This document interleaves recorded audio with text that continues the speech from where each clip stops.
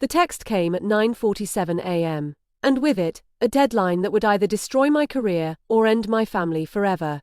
I stared at my phone, the words blurring as my hands started to shake. The morning sun streaming through my corner office suddenly felt too bright, too harsh. I read it again, slower this time, hoping I'd misunderstood. Wire $52,000,000 account by 2 p.m. or I file a complaint with the State Banking Commission. I have documentation showing you authorized her mortgage application. Don't test me, Victoria. You've always been the smart one, act like it. Dad. Attached was a photo, a loan document. And there, at the bottom, was my signature. Except I'd never signed it. I'd never even seen it before. My father was blackmailing me, and my sister had stolen my identity. If you've ever had someone you trusted betray you in the worst possible way, hit that subscribe button because this story is about to get wild. And drop a comment below. Have you ever had to choose between family and doing what's right? I'd love to hear your stories. I locked my office door and sat back down, forcing myself to breathe. Panic is an admission of guilt, that's what they taught us in compliance training, and I was a senior risk management officer at Manhattan Trust and Savings. I'd built my entire career on staying calm during crises. I just never thought the crisis would come from my own blood. I opened my secure banking terminal with trembling fingers and started digging. It took me less than 10 minutes to find everything. A $52,000 home equity line of credit, approved 3 weeks ago. The application had my social security number, my birth date, my mother's maiden name. Every security question answered perfectly. The property was Sienna's condo in Brooklyn, the one she'd bought 2 years ago during her luxury lifestyle coaching phase, whatever that meant. My little sister had committed federal identity theft, and my father was covering for her. I sat back in my chair, staring at the screen. The betrayal should have shocked me, but the worst part was that it didn't. Not really, because this was just the latest chapter in a very long, very expensive book. 2 years ago, it was Sienna's DUI, $4,500 wired at midnight because she made a mistake, and family helps family. 4 years before that, Dad's tech startup investment went sideways. $15,000 from my savings to cover his margin call. Just a loan, sweetheart. I'll pay you back by Christmas. Christmas came and went. The money never did. 6 years ago, Sienna's organic juice bar failed, and I co-signed the lease closure. $8,000, gone. I'd been their ATM for over a decade. Every crisis, every emergency, every sob story, and I'd enabled it because I thought that's what love looked like. I thought that's what family did. But this was different. This wasn't asking for help. This was extortion. My email pinged, and I almost ignored it. But something made me click. It was from my CEO, marked confidential, sent 3 days ago. I'd been too busy putting out fires to notice it. Victoria, the Singapore office needs a chief compliance officer. It's yours if you want it. 25% raise, full relocation package, start date flexible. This is recognition of your exceptional work. Let me know by Friday. Singapore. 7,000 miles from my father's demands and my sister's chaos. A promotion I'd earned through years of 60-hour weeks and sacrificed weekends. An escape route I didn't know I needed. But I'd have to deal with this first. I picked up my phone and called my father. I made my voice shake just enough, made myself sound defeated, cornered. Exactly what he expected. Dad, I can't wire that much by 2 p.m. My accounts are flagged for large transfers because of my position. The bank will investigate.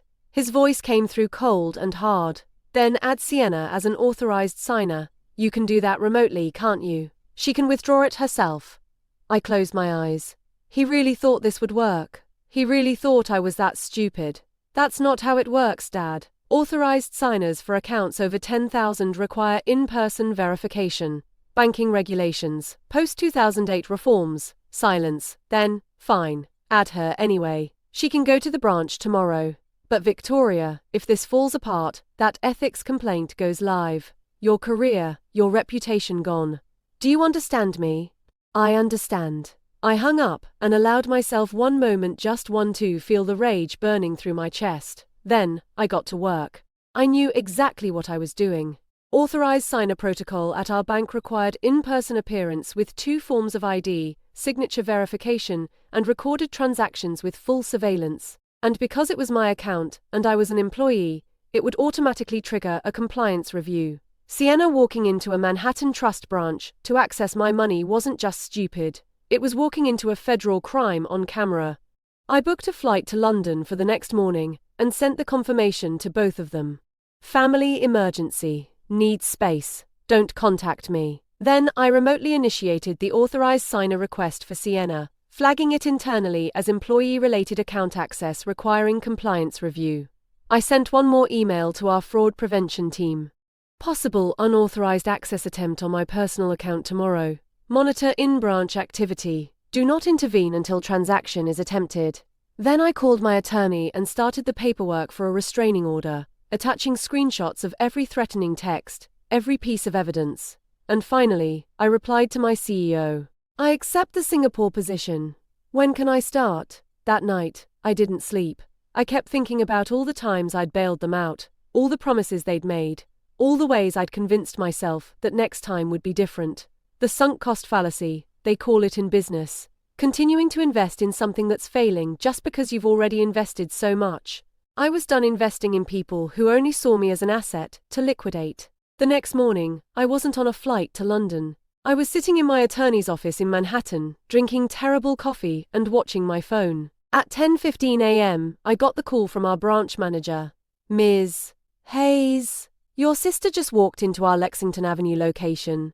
I felt nothing. No satisfaction, no regret. Just a strange, hollow calm. Proceed with protocol, I said. My attorney had the police report ready. The fraud alert had been filed. Every piece of evidence was documented, time-stamped, and legally airtight. I imagined Sienna walking up to the teller, confident as always, sliding her ID across the counter with that smile she used when she wanted something. The smile that had gotten her out of trouble her entire life. I need to make a withdrawal from this account. 52,000. Cashier's check, please. I imagined the teller's polite smile. One moment, please. I need a supervisor to verify this amount. And then the branch manager approaching with security. The cameras recording everything. Sienna's confusion turning to annoyance, then to fear. Ms. Hayes, I need to ask you a few questions about this account. My attorney's phone rang. She listened, nodded, and looked at me. It's done. She's being detained. NYPD is on site. 4 hours later, they arrested my father at his apartment in New Jersey. Extortion.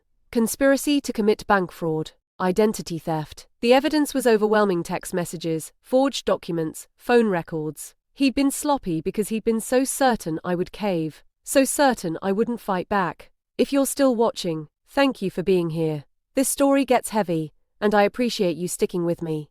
Hit that like button if you believe in standing up for yourself, even when it costs you everything. My attorney slid the paperwork across the table. Emergency protective order granted.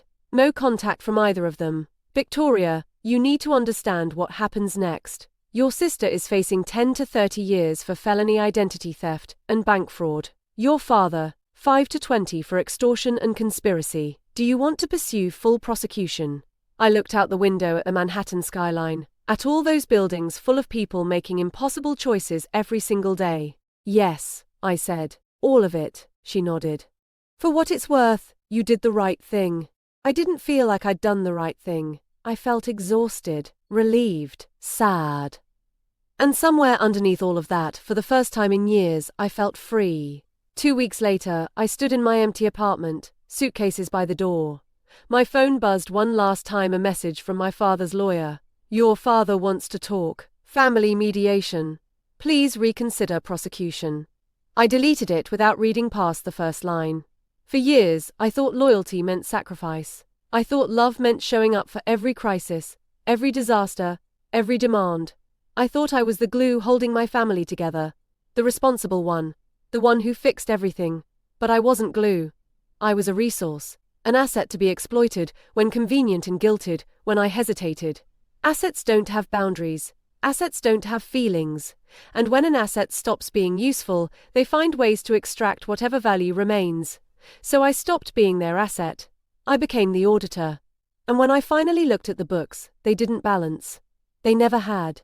My mother used to say, blood is thicker than water. But the full quote is, the blood of the covenant is thicker than the water of the womb.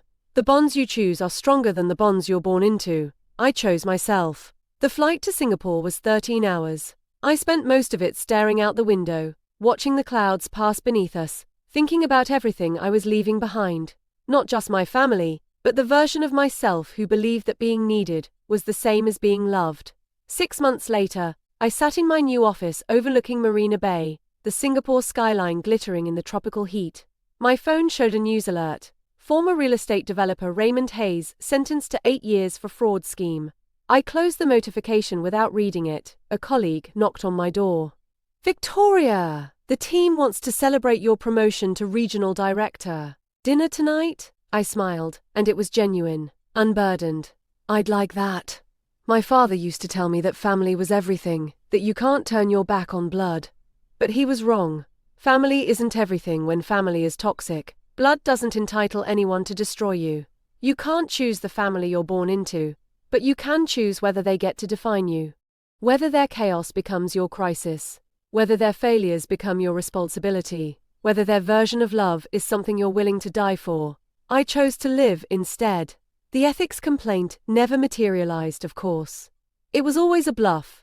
Just another manipulation tactic in a lifetime of them. My sister took a plea deal 7 years with possibility of parole in 4. My father is serving his sentence in a minimum security facility in Pennsylvania. I've received letters from both of them.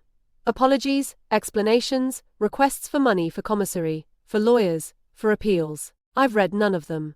Some people might say I'm cold, that I should forgive, that they're still my family, that everyone deserves a second chance. And maybe they're right. Maybe I am cold, but I'm also free. I'm also successful. I'm also building a life where I'm not afraid to check my phone, where I'm not waiting for the next crisis, where my value isn't measured by how much I can give until there's nothing left. I fired my family. Or maybe I liquidated a toxic asset. Either way, for the first time in a decade, my ledger is balanced, and that's worth more than any blood relation ever was.